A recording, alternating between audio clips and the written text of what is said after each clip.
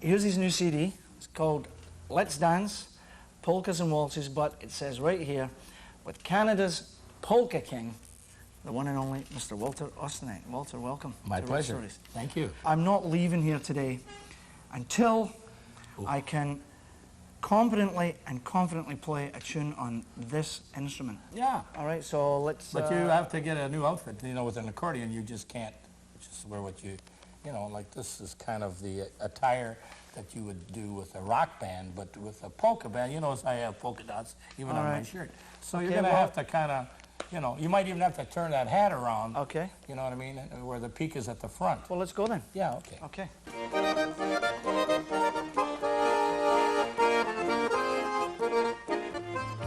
All I ever wanted was to drive a fast car with the top rolled down,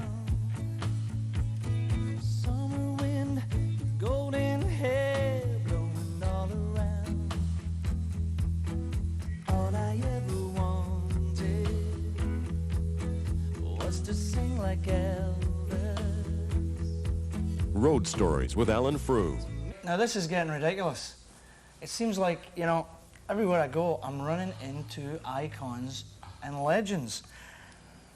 Here's his new CD. It's called Let's Dance, Polkas and Waltzes, but it says right here, with Canada's Polka King, the one and only Mr. Walter Ostinek. Walter, welcome. My to pleasure. Road Stories. Thank you.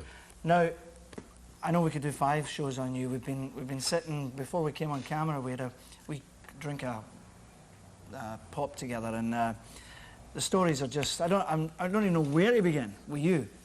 But I'll tell you, I'm not leaving here today until I can competently and confidently play a tune on this instrument.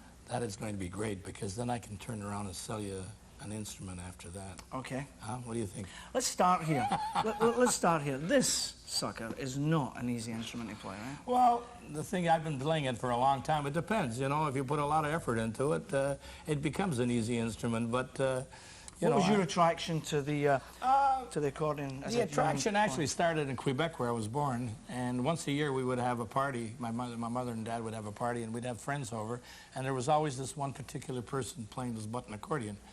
And I was fascinated by it. And from that moment on, which was probably, I was 3 years old at the time, I just took a fascination for the accordion, and I had to have one, that's all. When the whole rock and roll thing started happening, and you know, I guess early to mid 50s, and then Elvis hits and bang, and was it ever any thought, well, I'll just grab a guitar and see if I can join this kind of rock and roll? No, matter of fact, I know there's a lot of guys that played the accordion that went over to keyboards when the keyboards became popular. In other words, accordion was very popular with, say, the 40s, 50s, and 60s, and then all of a sudden they kind of got put into the closets.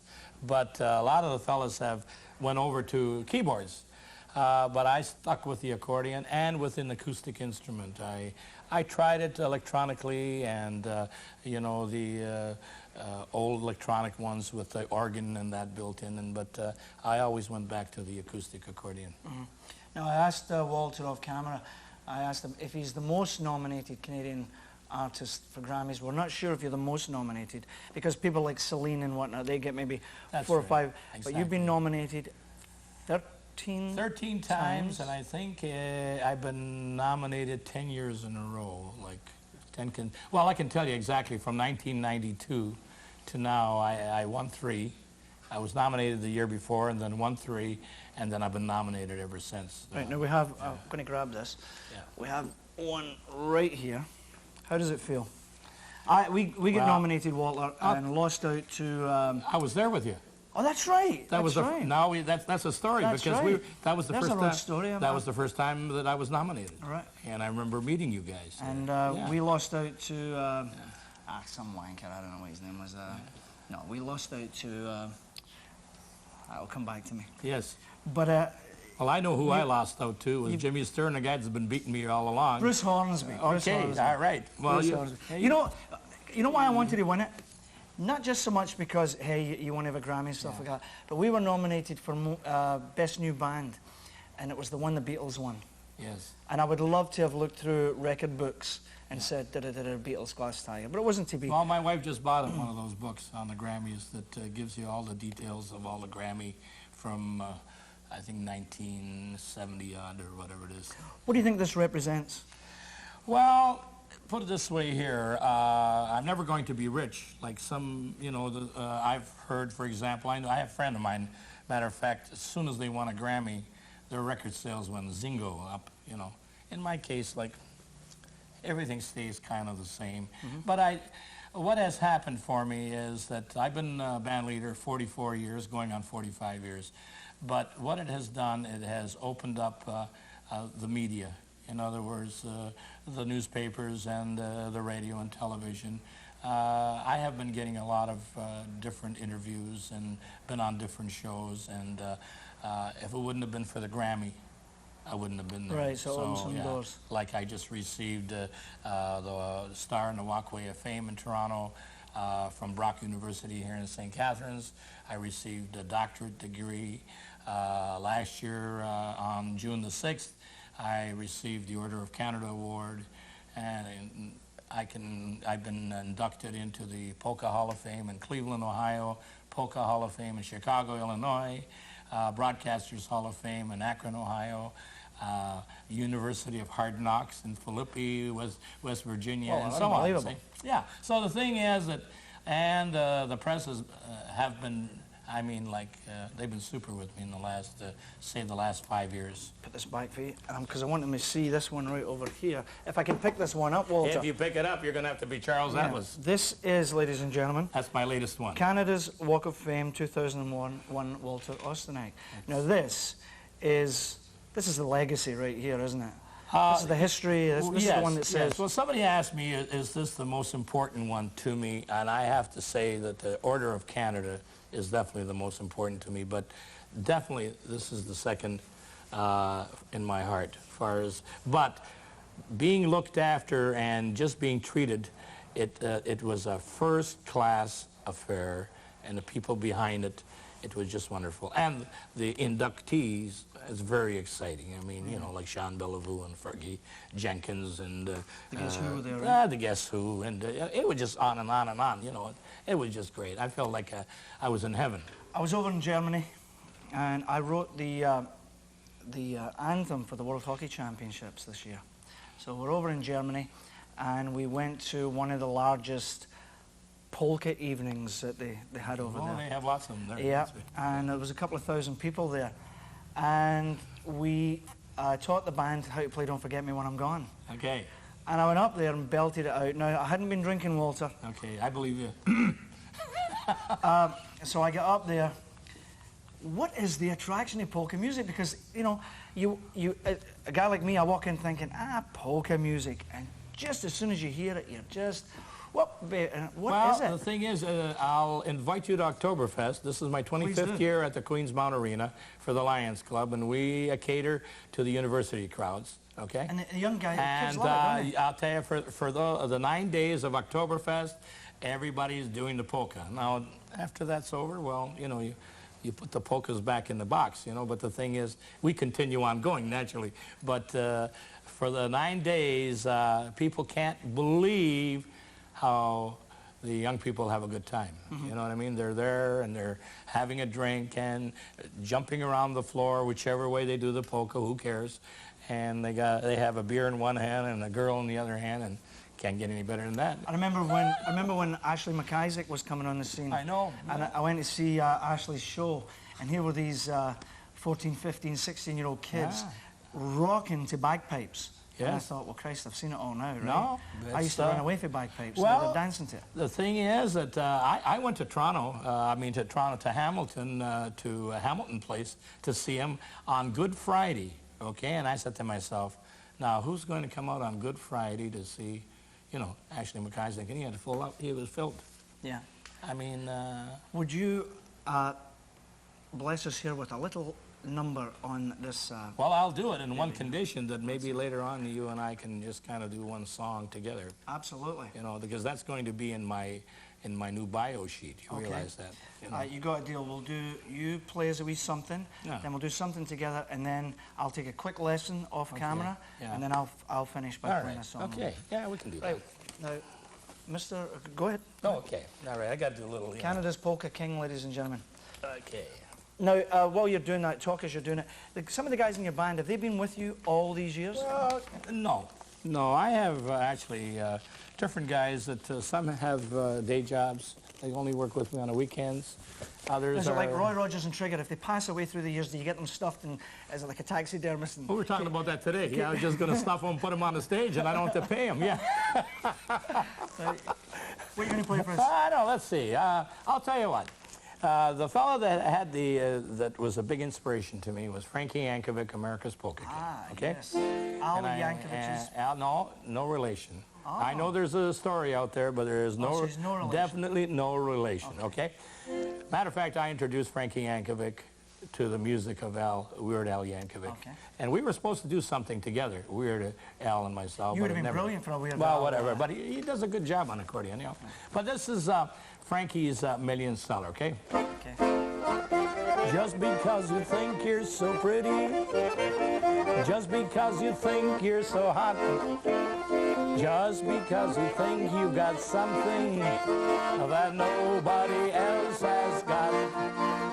You cause me to spend all my money. You laugh and call me old Santa Claus. I'm telling you, baby, I'm through with you just because, just because.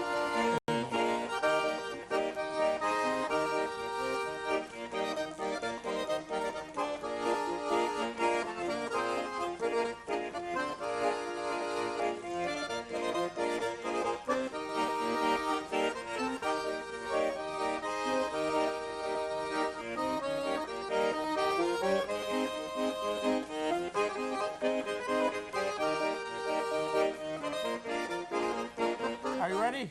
Yep. Roll out the barrel. We'll have a barrel of fun. Roll out the barrel. We've got the blues on the run. Sing boom to the rock. Sing out a song of cheer. Now it's time to roll the barrel for the gas.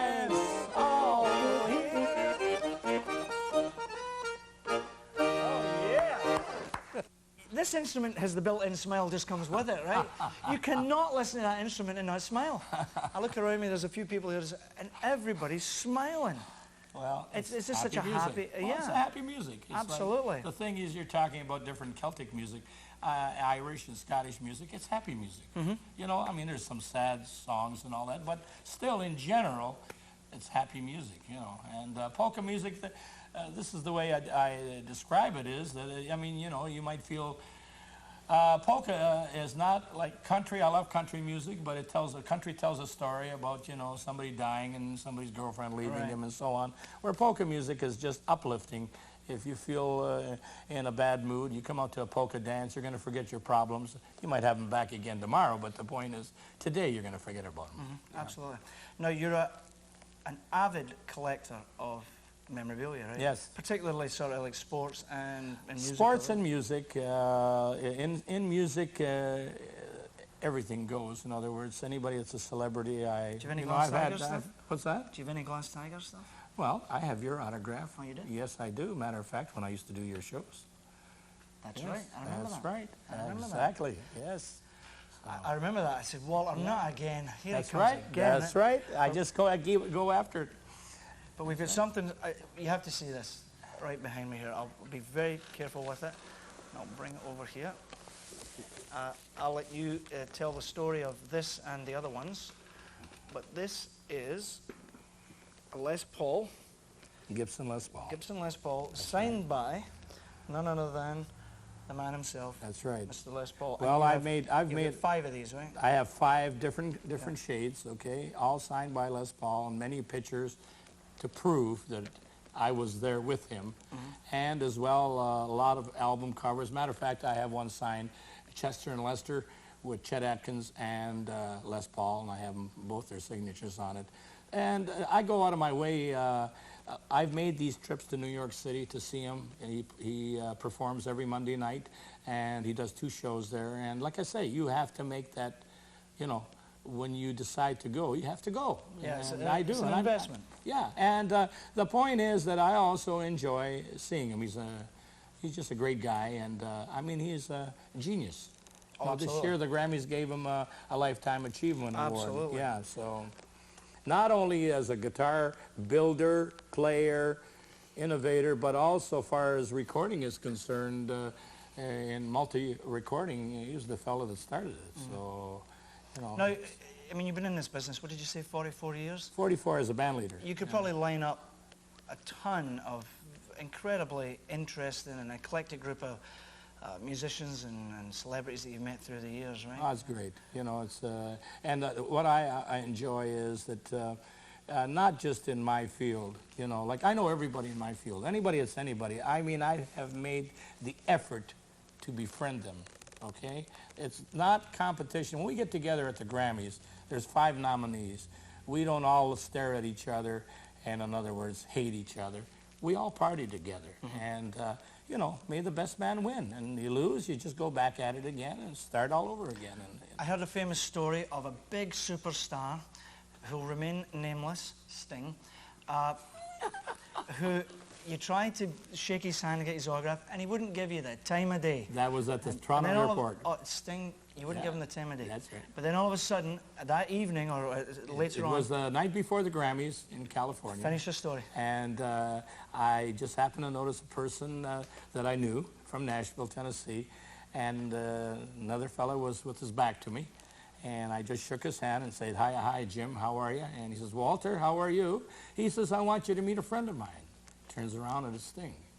So I said to him, I said, sir, I said, do you think maybe we can have a picture and an autograph later? By all means, he says, be my pleasure. Right. And he said, congratulations. He's seen me wearing the medallion, because we all get one the night before. So if you are wearing a medallion, you're a nominee. Well, you were there. I don't have to tell you, yeah. I want a road story out. You know, I've never had you can tell me about polka groupies or something like that. Give me a great old road story about being in a polka band on the road and something insane happens. Well, a lot of little things I can't. The thing that I can. And there's nothing sexier than a man in No. lederhosen. The thing, no. That's you know, in Germany they wear them. They wear They them on the do. street. Absolutely. That's right. So it's I know their daily wear. But with Frankie Yankovic, we did a tour out to Saskatchewan, and we were doing a 1-hour TV special, and we were together like for 6 days, running around Saskatchewan doing it. But we were supposed to do Peter Zosky's show, the radio show, and Frank couldn't hear already, you know, so you can't use a cellular phone because he has this little amplifier puts on the end of the phone, you know. So we're driving down the road, and I come up with a bright idea. Says, wouldn't this? Here we are. Everybody, meaning the producer and all the musicians, and Frankie Yankovic and his wife, my wife, myself. I said, wouldn't this be unique if we could just pull up to a farmhouse and say we need to use your phone, you know, and go in? Well, that's exactly what we did, and I mean, these people are flabbergasted. Frankie started with Frankie, America's Polka King. Everybody knows him, you know. Right. Well, it was just absolutely great. We were. Did you take the band in and turn it into Right. Everybody went in the house, and we got on the phone, and we were with like a. Did you play for them though? Did you? Play Yeah, them? we were playing there in the bedroom. Matter of fact, because he, you know, yeah, they just got out of bed, and we were laying down in the bed, and all. I mean, it was just, you know, we had a lot of fun. We did a gig with the Chieftains. It was actually yes. we're shooting a video over in Ireland. Met him many times. And to cut a long story short, we were just faking it, just faking them playing, because they had told us when we get to this pub, they would not play live. But I get in the pub and I say to a few of the local punters, can I buy you a drink because we want you in this video? Well, that goes down a treat. I'd say to an Irishman, can I buy you a drink? What does that tell you, right? So they're lined up outside the street and they all come in. So the Chieftains themselves said, well, I'll just have a wee, you know, A wee little, and before you know it, they fired up their instruments and we had a full blast concert. Yeah. They're great guys. What changes like, I mean, I've seen such changes in pop music and rock music. Is polka just constant? Is it the same as it's always been? Yeah, it's like myself, well, what I do, I look for different tunes, I make up tunes, I take pop tunes, meaning like, when I say pop tunes, meaning pop tunes of yesteryear, that my type of people recognize. And you know, you can do, yeah, like, yeah, all right. So some of the old standards like, you are my sunshine, my only sunshine. Everybody knows that. Moonlight and roses bring wonderful memories of you. Or the Four Lads, the New Year's Eve, we did the town. The day we tore the goalpost down. We will have these moments to remember. So, not polka songs, you've taken They're polkas, them yeah. And then I put a bump in, you know.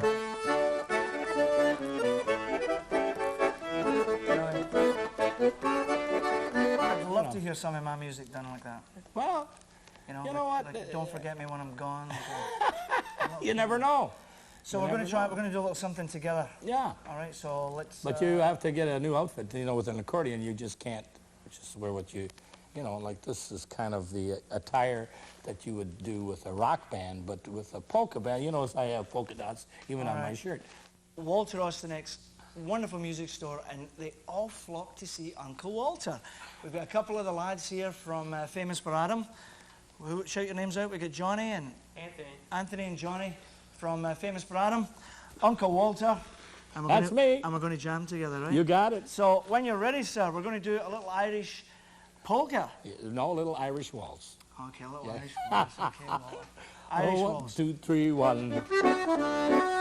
Everybody get the smile.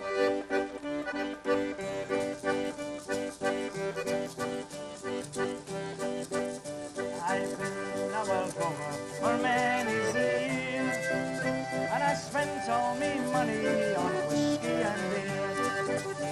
But now I'm returning with gold and great store, and I swear not to play the world over no more.